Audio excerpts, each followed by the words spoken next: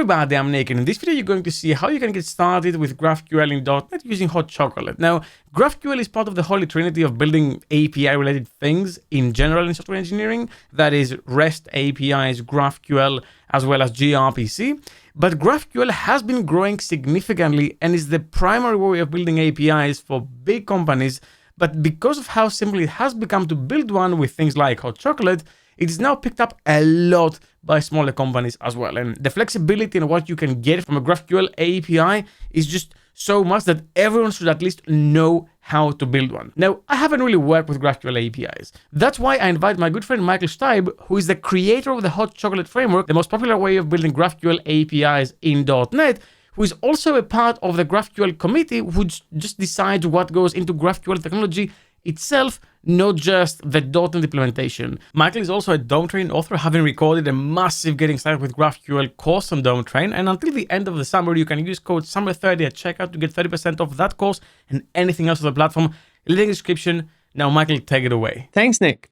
And we're going to just dive in without a lot of explanations and really discover what GraphQL is and what a paradigm shift it introduced to the way we interact with APIs as we go along. So the first thing that we're going to do is build a GraphQL server. But how do you build a GraphQL server? So we have a template for the HotChocolate GraphQL server in .NET, and you can install this template with the .NET new command. So we can say .NET new install and then HotChocolate templates. And this will install a couple of templates here. We're going to use the GraphQL server template. Now I'm doing a .NET new GraphQL, and then I'm calling that the catalog API because we are building parts of the Microsoft eShop in GraphQL, the parts that is concerned with the products. Okay, with this out of the way, we can go over here, and then we can go to the program CS. And that is a typical startup that you also see with REST, right? Here are a couple of registrations, in that case, the GraphQL server itself, and then we have here the endpoints that are mapped. So what we're going to do is actually remove all the demo types that we have here. And then you will see that the addTypes method here is now erroring. And that's because there are no more GraphQL types. And we use a source generator to write the registration for all the GraphQL types that you create. So the first GraphQL type that we need to actually write to create a GraphQL server is a GraphQL query type. There are three types, three root types in GraphQL or operation types. One is called query, and that is for the entry point into read-only queries or read-only operations on top of your data model. And then there is mutations, which allows you to change data. And there are subscriptions to subscribe to events of your server. So let's do that here. Create a new class. In GraphQL, a query type is an object type, and that basically is a class in C#. And we're going to add here a method, and this method we call in GraphQL types a resolver. And this resolver basically is what returns data if the user requests this field. So I'm also adding here an argument, and this argument also has a default. Let's say it's world. And then we construct here the data that we want to return, which is just a string that says hello world. And then we are actually done with our first GraphQL type here. You can see this is a query root type. It just returns here a hello world.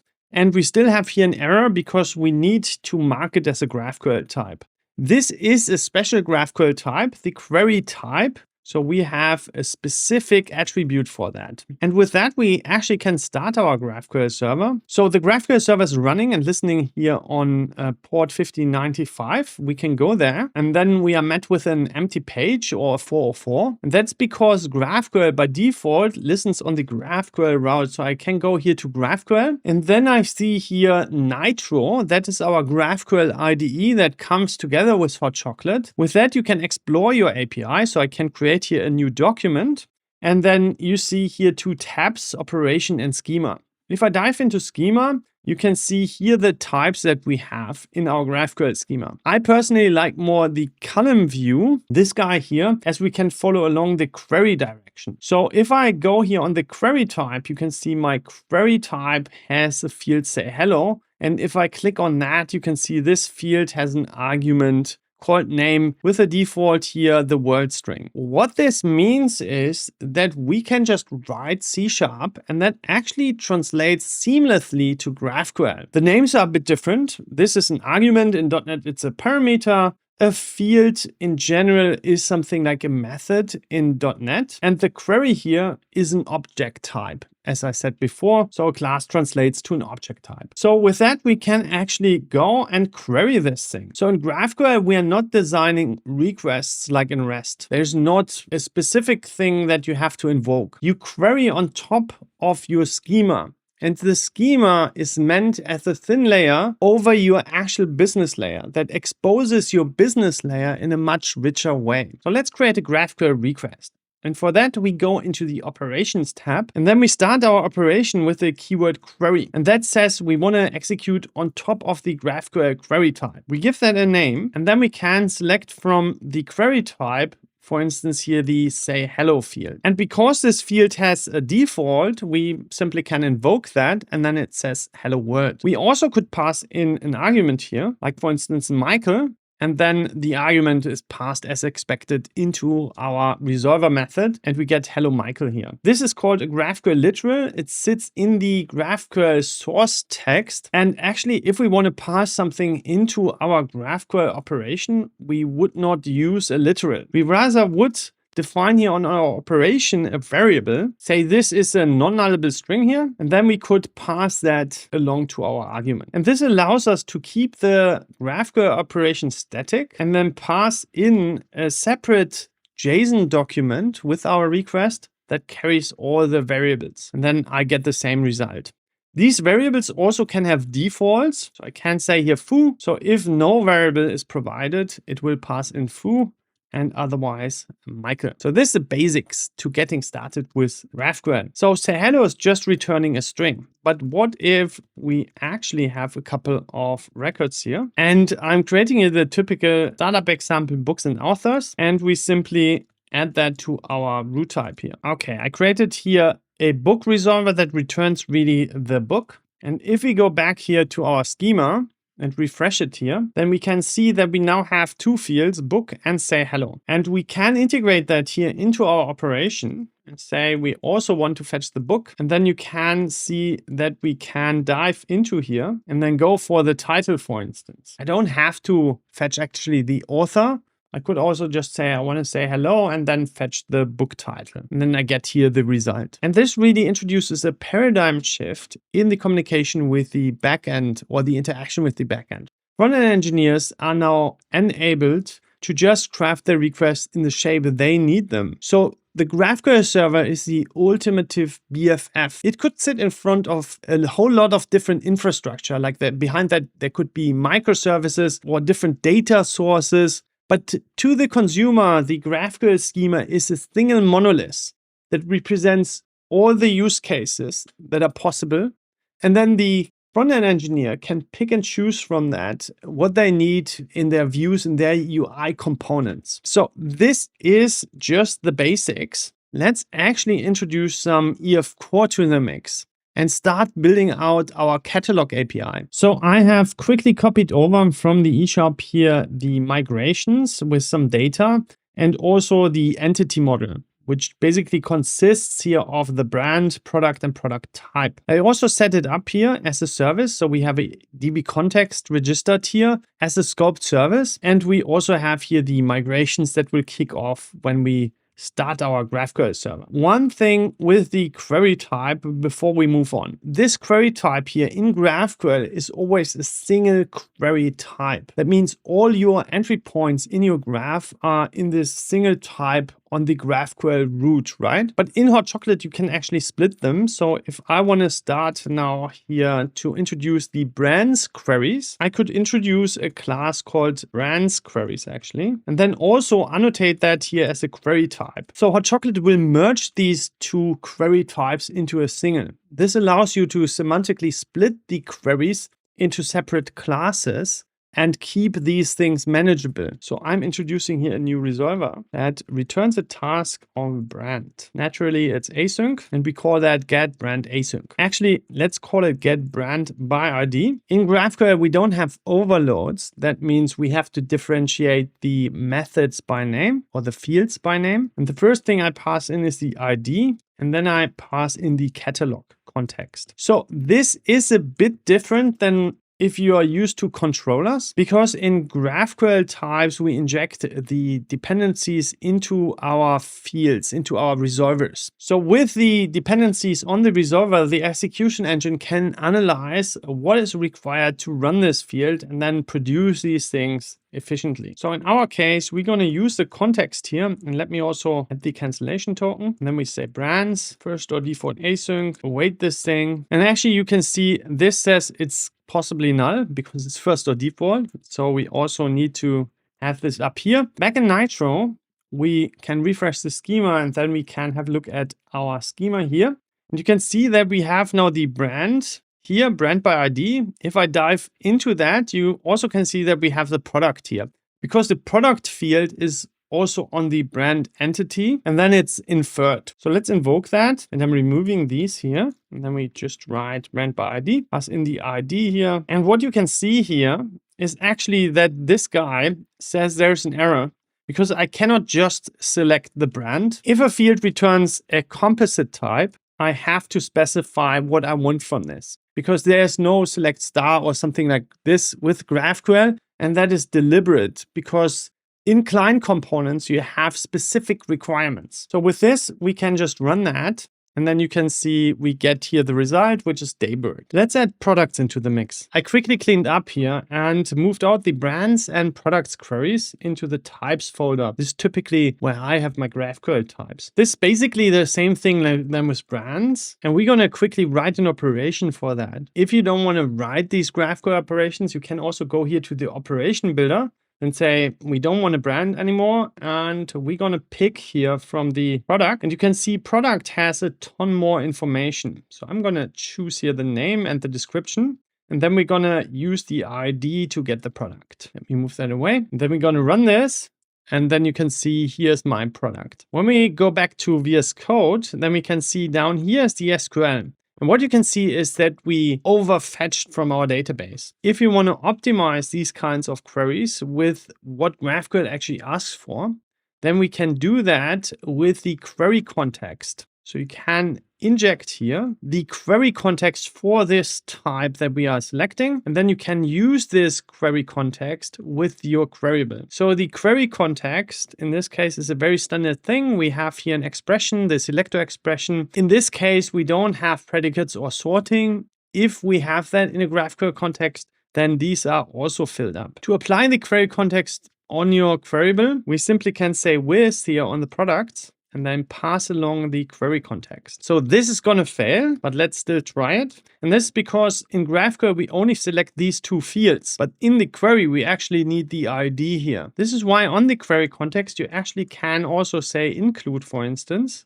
and then include extra data that you need locally here in your resolver. And now if you rerun that, you can see this works. And if we look at the SQL, you can see we are only fetching what is really needed. Until now, we just have fetch by IDs here, fetch product by ID, fetch brand by ID.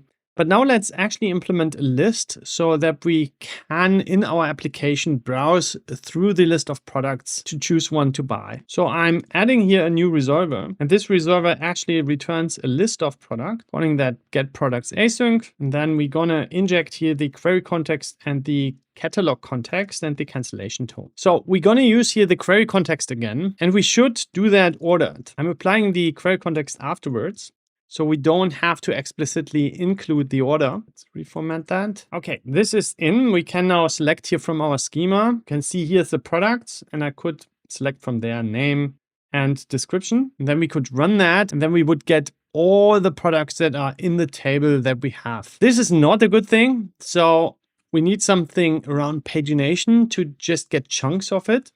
And this is actually where GraphQL has baked in a concept. So there is the GraphQL connection specification, because back when Facebook built GraphQL, They actually built GraphQL, Relay, and React in tandem. And they built that to build Facebook. So there's purpose behind these things. And they rethought how you should do pagination. And they went away from the concepts of offset pagination because they are hugely expensive. With offset pagination, you're actually not selecting a specific page when you move forward. You execute the full query on the backend, and then you scan along that until you hit the point where you can cut off. And that means every next page is more expensive than the previous page. And if you have a lot of data in your tables, then this is not a good idea. So with Facebook's concept, you can actually do everything that you can do with offset pagination, but it has much better performance and consistency. So let's have a look at that. In HotChocolate, you can simply annotate this resolver with the paging attribute, and then HotChocolate will rewrite the response and also the arguments of this resolver and handle the paging. In this case, this would be countless because we would get the list. We would pull the whole list from the database, and then we would chop this in memory. And this is not what we want, right? So what we can do is actually inject here, like the query context, the paging arguments. So as I said, this is not the skip and take that you are used to. And that's why we added another extension method to Green Donut. We actually have two libraries here, HotChocolate, which is the GraphQL server. And by the way, if you want to help our project, go to GitHub and give us a star. Okay. So we have two libraries, HotChocolate and Green Donut. And Green Donut is concerned with all the data things, like data loader, which is a concept to do transparent batching on the data layer. That's something that Facebook heavily uses to optimize the data fetching. And then we also have put there concerns like pagination that you can use with EF Core or other database providers. So in this case, we use here the paging arguments that represents the paging instructions, if you will. And then we use, instead of toList here, toPage async. And toPage async will actually slice and dice this stuff. So I can add here the paging args. And then you can see this doesn't fit to the return type here. So as I said, this is not HotChocolate specific. You could also use that with REST. And it returns actually here a page. You can see that here. And in GraphQL, when we follow the connection specification, we actually have to return a connection. So we return here a connection of product. And we actually have a mapping method for that. So we can just say toConnectionAsync. And then we will map the page that we get to a connection. So a connection can do more, can have metadata on it and whatnot. And it is called a connection because it's the connection between two entities. So if you, for instance, go on brands and transition from brands to products, this is the connection that is in between these nodes in our graph. And in this case, it's a root connection. So it's the connection from the root operation to the nodes. So with this all set up, we can go to our schema, refresh our schema here, and then you can see that this schema is not valid anymore. And if we go here into the schema, we can see that products now returns a product connection. And then we have here suddenly arguments. These are our paging arguments. I explain them as we go along. This is cursor-based pagination. So we're using a cursor to navigate to the next page. Also, if we wanted to do paging jumps, we would ask the server for the next 5 cursors, for instance. In this case, this is the standard generated type. We have here page info, and that gives us the end cursor of this page, or the start cursor. And with that, I can go forwards and backwards. I also have on here the nodes and the edges. So nodes is a flattened view onto my products. So let's try that out here. I'm getting the nodes. From the nodes, the name and the description.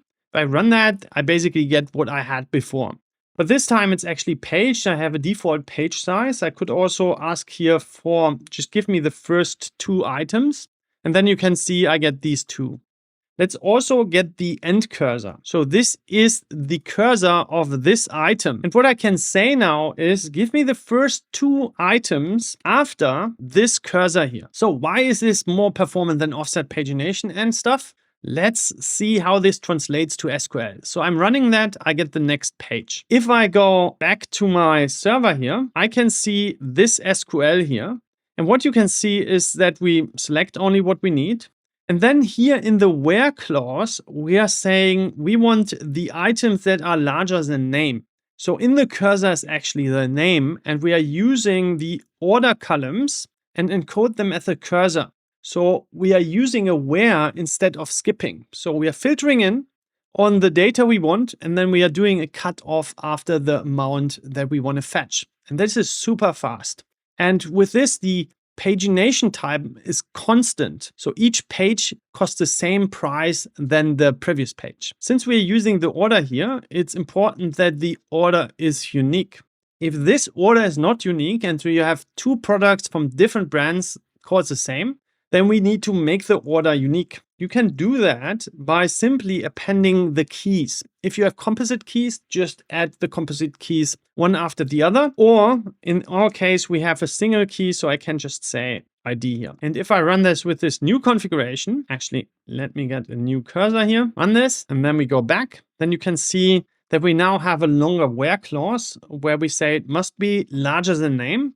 But if it's the same, if name is the same, then the ID has to be larger. And don't worry, the order direction, we take all of this into account. So this is how you do paging in GraphQL. Okay, let's think about our front-end application. In a shop, you might want to filter through your product list. And filtering is also another data pipeline that you have in HotChocolate. So I can just add another attribute here called use filtering. And then this filtering pipeline is applied on our resolver.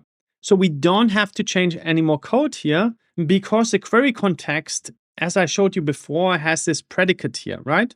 So we already have the predicate on here and it will be applied to our queryable here. And in Nitro, we can go to the schema and there you can see now in products, we have this new where clause where we actually have a ton of filter options now. So if we go to the operation here, we can suddenly filter on our products. We can say where the price is greater than $50, right? So we're gonna run this and then I get these two items here. Actually, let's have a look if that is right. So I've included the price. We can see it's 129 and 79. So this is greater than $50. We could also remove the cursor here and then say run again, and then it would include everything. And then we can see we have an even higher price here now. So this is one way to do that.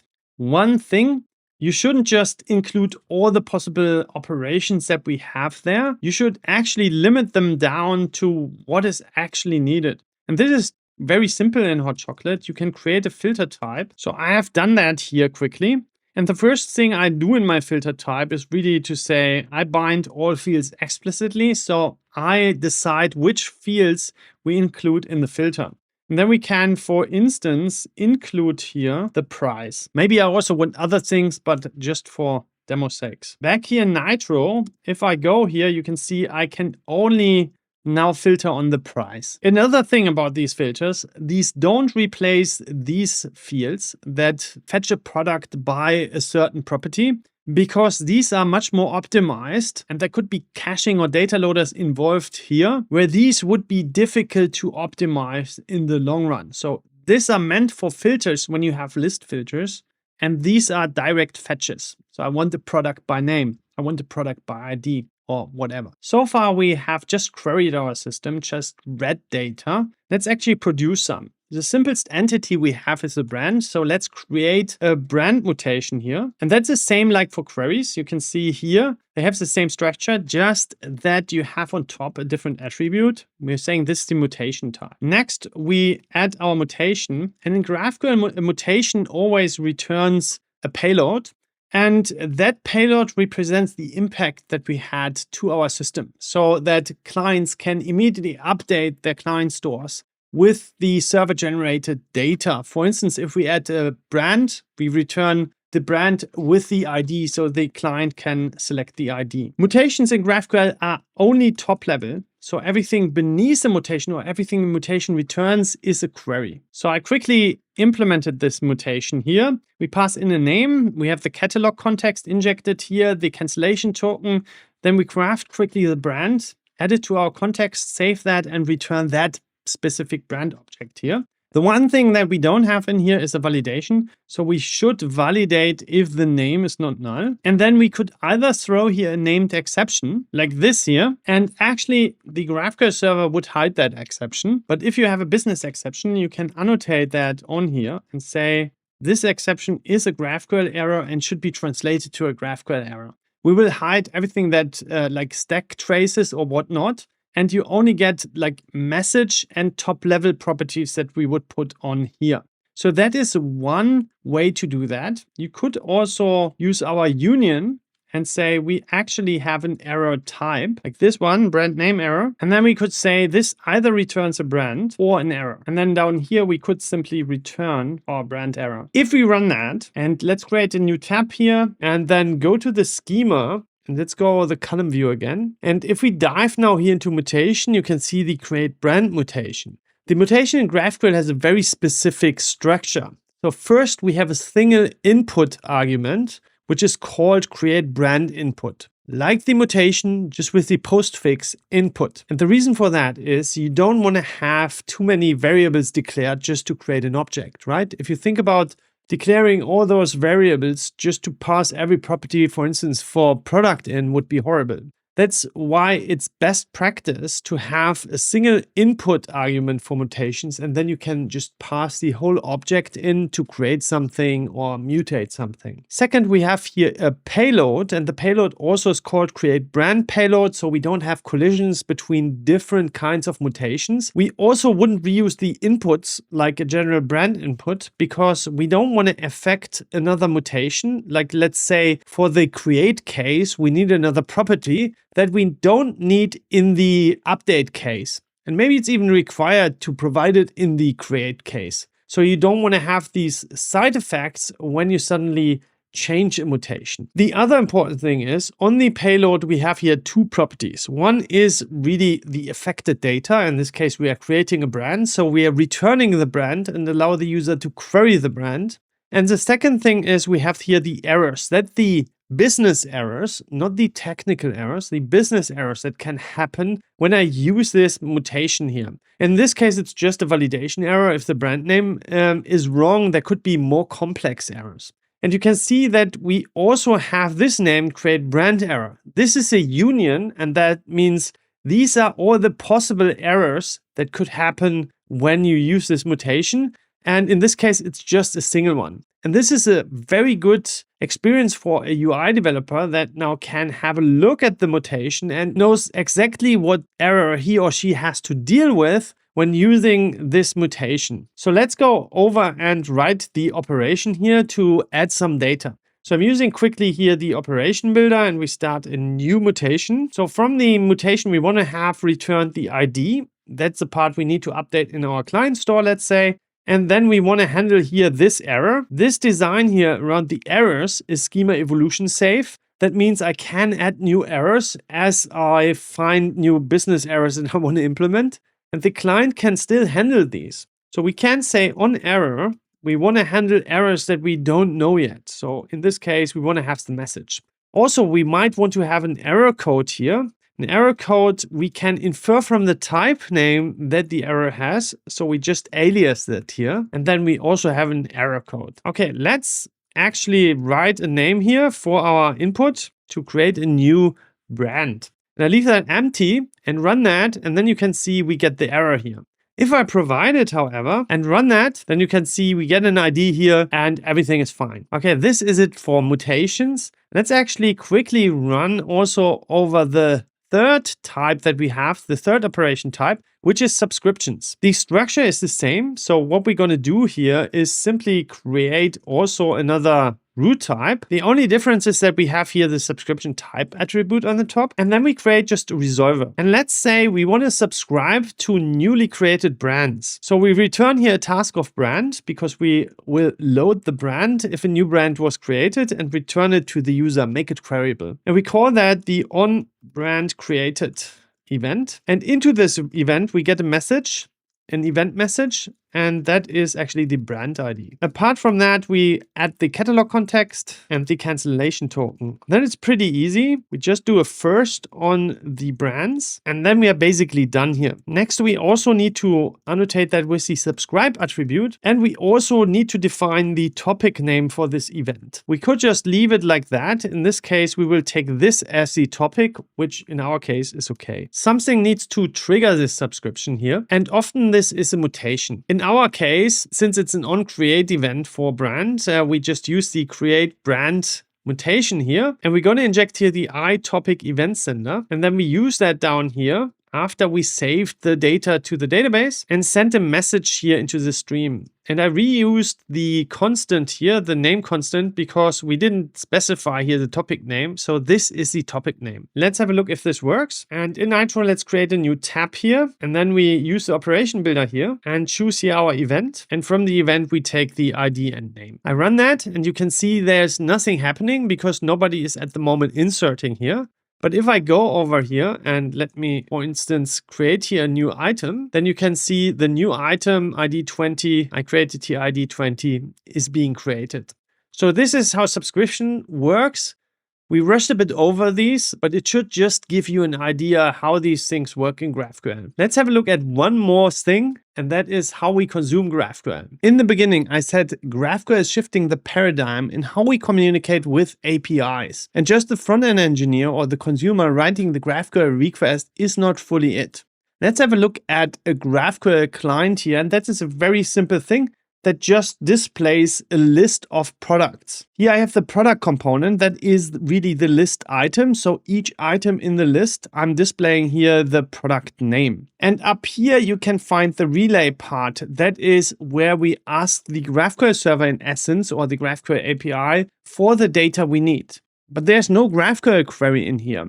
Instead, we see something called a fragment. A fragment in GraphQL is a primitive for composition. It allows us to define the data requirements for a component. Let's actually grab that and go over here. This is our GraphQL query as we know it. So we are asking here for the products, for the nodes, and then for two fields here. Instead of asking for the fields here directly, we could also insert here a fragment definition and say we have here a product fragment, and then simply reference that here and run this. And then we have the same result as before.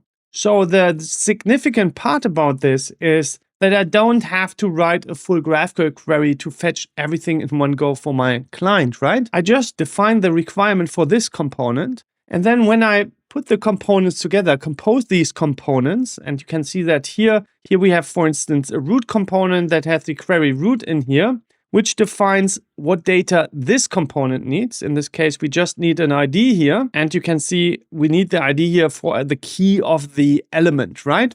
And then we pass on the product as a reference here. And that is the referenced fragment that we use here. If I would pull this fragment out and just ask for the name here, then you can see the compiler says no, because we are requiring the product fragment to be fulfilled. Relay makes sure that the product component cannot just go for data that we requested in here, like the ID. We explicitly have to fulfill the fragment, and with that, the component requirement. And this means creating a GraphQL query here is just an accident of putting components together. So by using components and stacking them together, I'm actually creating a GraphQL request, a single GraphQL request for each of my overall concepts. The second concept that people don't really realize when thinking about the communication between a GraphQL front end and the GraphQL backend is that at production, most companies using GraphQL don't use GraphQL operations. For this, let's have a look at X. X is using GraphQL. You can see that here. I looked for GraphQL and I have here the home latest timeline request.